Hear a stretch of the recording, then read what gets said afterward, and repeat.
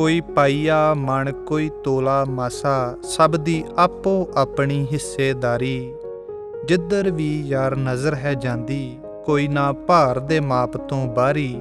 ਕਿਤੇ ਭਾਰ ਦੁੱਖਾਂ ਭਰਮਾਂ ਕਰਮਾਂ ਦਾ, ਕਿਤੇ ਮੱਤ ਸਰੀਰਕ ਭਾਰ ਨੇ ਮਾਰੀ।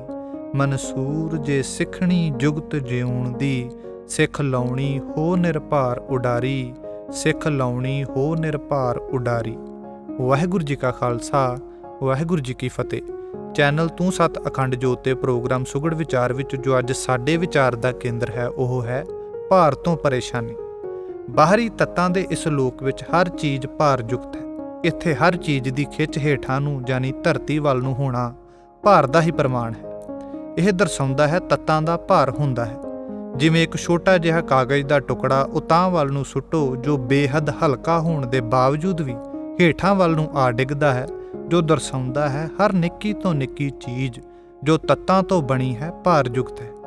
ਇਹ ਜੋ ਤੱਤਾਂ ਦਾ ਭਾਰ ਹੈ, ਇਸ ਦਾ ਬੈਲੈਂਸ ਅਮਾਊਂਟ ਵਿੱਚ ਰਹਿਣਾ ਜ਼ਰੂਰੀ ਹੈ, ਕਿਉਂਕਿ ਸਰੀਰਕ ਤਲ ਤੇ ਸਰੀਰਕ ਭਾਰ ਵੱਲ ਦੇਖੀਏ ਤੇ ਜਦੋਂ ਸਰੀਰ ਦਾ ਭਾਰ ਵੱਧਦਾ ਹੈ ਜਾਂ ਲੋੜ ਨਾਲੋਂ ਵੱਧ ਘਟਦਾ ਹੈ ਤੇ ਇਹ ਭਾਰ ਸਾਡੇ ਲਈ ਪਰੇਸ਼ਾਨੀ ਦਾ ਕਾਰਨ ਬਣਦਾ ਹੈ, ਕਿਉਂਕਿ ਲੋੜ ਨਾਲੋਂ ਵਧਿਆ ਭਾਰ ਜਾਂ ਲੋੜ ਨਾਲੋਂ ਵੱਧ ਘਟਿਆ ਭਾਰ ਬਿਮਾਰੀ ਮੰਨਿਆ ਜਾਂਦਾ ਹੈ ਅਤੇ ਕਈ ਬਿਮਾਰੀਆਂ ਦਾ ਕਾਰਨ ਕਹਿਲਾਉਂਦਾ ਹੈ।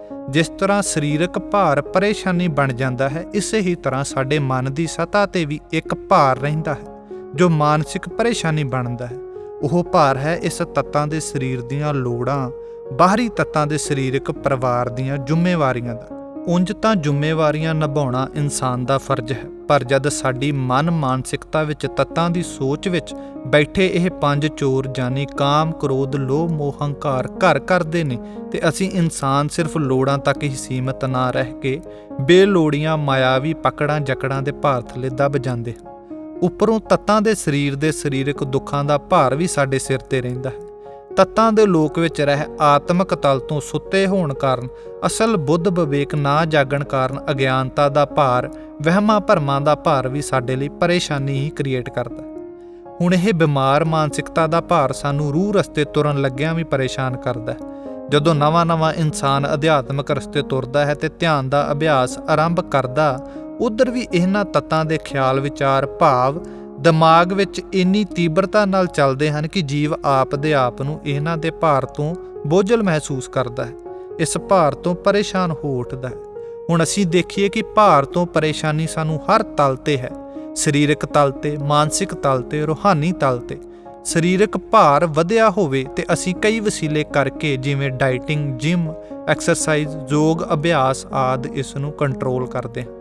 ਘਟਿਆ ਹੋਵੇ ਤੇ ਚੰਗੀ ਡਾਈਟ ਨਾਲ ਰਿਕਵਰ ਕਰ ਲੈਂਦੇ ਹਾਂ।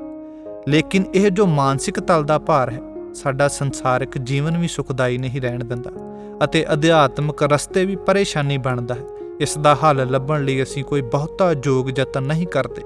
ਇਸ ਭਾਰ ਦੀ ਵੱਡੀ ਪਰੇਸ਼ਾਨੀ ਇਹੀ ਹੈ ਕਿ ਇਹ ਸਾਨੂੰ ਸਾਡੇ ਜੀਵਨ ਮਨੋਰਥ ਤੋਂ ਵੀ ਵਾਂਝਿਆਂ ਕਰ ਦਿੰਦਾ ਹੈ।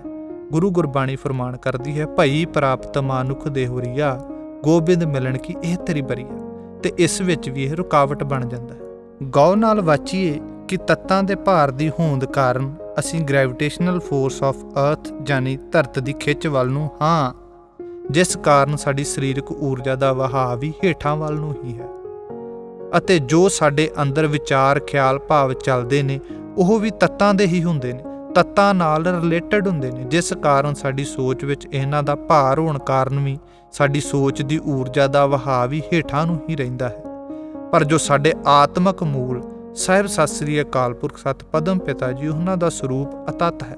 ਗੁਰੂ ਗੁਰਬਾਣੀ ਫਰਮਾਨ ਕਰਦੀ ਹੈ, ਨਮੋ ਪਰਮ ਤਤੰ ਅਤਤੰ ਸਰੂਪੈ। ਅਤੱਤ ਸਰੂਪ ਹੋਣ ਕਾਰਨ ਉਹ ਭਾਰ ਰਹਿਤ ਹੈ ਤੇ ਜੇਕਰ ਅਸੀਂ ਪਰਮਾਤਮਾ ਨੂੰ ਮਿਲਣਾ ਹੈ, ਜੀਵਨ ਮਨੋਰਥ ਸਫਲਾ ਕਰਨਾ ਹੈ ਤੇ ਸਾਨੂੰ ਵੀ ਸੋਚ ਦੀ ਊਰਜਾ ਨੂੰ ਭਾਰ ਰਹਿਤ ਕਰਨਾ ਪਵੇਗਾ, ਯਾਨੀ ਤੱਤਾਂ ਦੇ ਵਿਚਾਰਾਂ, ਖਿਆਲਾਂ ਤੋਂ ਮੁਕਤ ਕਰਨਾ ਪਵੇਗਾ। ਤੇ ਸੋਚ ਨੂੰ ਭਾਰ ਰਹਿਤ ਕਰਨ ਲਈ ਸਾਨੂੰ ਜੀਵਨ ਵਿੱਚ ਰਹਿਤ ਮਰਿਆਦਾ ਦਾ ਚੋਲਾ ਪਾਉਣਾ ਪਵੇਗਾ, ਜਿਸ ਵਿੱਚ ਸਦਗੁਣੀ ਅਤੇ ਖਾਸ ਤੌਰ ਤੇ ਅੱਖ ਮਤ ਸੁੱਚੀ ਤੇ ਜਤ ਸਤ ਦੇ ਧਾਰਨੀ ਹੋਣਾ ਲਾਜ਼ਮੀ ਹੈ। ਗੁਰੂ ਗੁਰਬਾਣੀ ਫਰਮਾਨ ਕਰਦੀ ਹੈ, ਅਸੁਰ ਨਦੀ ਕਾ ਬੰਦੇ ਮੂਲ, ਪੱਛਮ ਫੇਰ ਚੜਾਵੇ ਸੂਰ।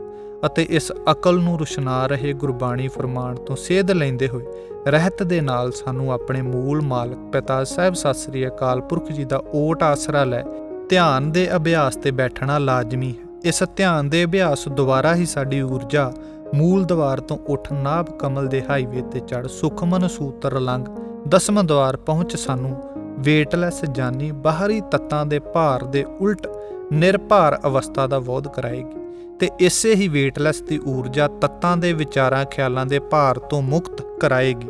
ਇਹੀ ਵੇਟਲੈਸ ਦੀ ਊਰਜਾ ਜਿਸ ਦਾ ਵਹਾਅ ਉੱਪਰ ਵੱਲ ਨੂੰ ਹੈ, ਇਹ ਸਿਖਰ ਨੂੰ ਚੋਟ ਕਰਦੀ ਹੋਈ ਸਾਡੀ ਬੌਧਿਕ ਅਵਸਥਾ ਦਾ ਜਾਗਰਣ ਕਰੇਗੀ ਤੇ ਸਾਡਾ ਮਿਲਾਪ ਸਾਡੇ ਮੂਲ ਮਾਲਕ ਪਿਤਾ ਸਾਹਿਬ ਸਤਿ ਸ੍ਰੀ ਅਕਾਲ ਪੁਰਖ ਸਤ ਪਦਮ ਪਿਤਾ ਜੀ ਨਾਲ ਕਰਾਏਗੀ। ਸੋ ਵੇਟਲੈਸ ਦੀ ਅਵਸਥਾ ਦੀ ਅਨੁਭੂਤੀ ਹੀ ਸਾਡੀ ਭਾਰ ਦੀ ਪਰੇਸ਼ਾਨੀ ਮੁਕਾ ਸਕਦੀ ਹੈ, ਜਿਸ ਨਾਲ ਸਾਡਾ ਸੰਸਾਰਿਕ ਜੀਵਨ ਵੀ ਸੁਖਾਲਾ ਅਤੇ ਸਾਡਾ ਜੀਵਨ ਮਨੋਰਥ ਵੀ ਸਫਲਾ ਹੋ ਸਕਦਾ ਹੈ। ਸਤਿ ਸ੍ਰੀ ਅਕਾਲ। ਵਾਹਿਗੁਰੂ ਜੀ ਕਾ ਖਾਲਸਾ, ਵਾਹਿਗੁਰੂ ਜੀ ਕੀ ਫਤਿਹ।